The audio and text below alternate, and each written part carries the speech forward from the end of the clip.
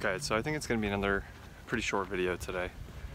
Sorry if the quality is a little bit lower. I kind of let the week get by me here, and you know, it's just kind of later on than I anticipated it being. So we're here on Tuesday recording for Wednesday Wisdom, episode 1, I guess. I'm out here on my iPhone, didn't bring my camera with me because I totally forgot, but I'm out here walking and gotta record a video. But I do have something I want to talk about, and kind of ties into the fact that I'm a little bit late this week. I think a lot of times, at least for me, when I was growing up and I got to kind of work on things, I ended up being a little bit of a perfectionist. And when I work on stuff, I want to make sure I'm doing it well, and I want to make sure that I am, you know, turning out something that's going to look good.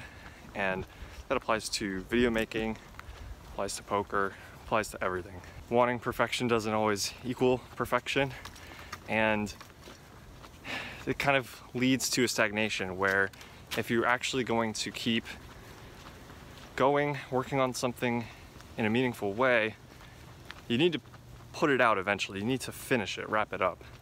So perfectionism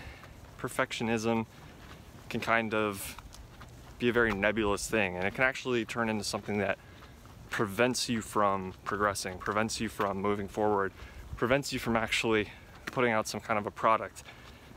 And it's not a perfect analogy to everything, but I think it's super common in poker for those of us who study the game, for those of us who take the game seriously, that we kind of end up overstudying, and we end up working on spots when we should just be out playing.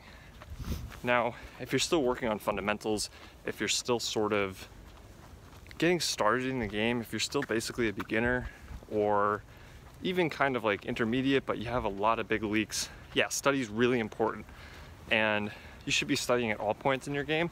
I don't think there's ever a point where you just give up studying for good. But there does come a point where just because you are studying something doesn't mean you can apply it in game, and getting to the point where you can is important. And the only way you can do that is by going out and doing it. There's no perfecting it. You can't get there with your nose in a book or in a range calculator or in a solver. Sometimes you just have to go out there and actually play and actually see what's going to happen. It isn't going to be perfect. It's never going to be perfect. And in fact, that's pretty much today's Wednesday Wisdom. It's never going to be perfect, but that doesn't mean you shouldn't try, and it doesn't mean you should sit there forever working on it. So perfectionism, you know, you want to turn out good things, you want to study the game, you want to be good, but part of being good is actually going out there, not being able to study every spot and analyze it off table. So that's gonna do it for today. Maybe a little bit of rambling, but you know, it's Wednesday Wisdom, not Wednesday Rambling. We're gonna close it off here, and I'll see you guys in the next video and next week for Wednesday Wisdom.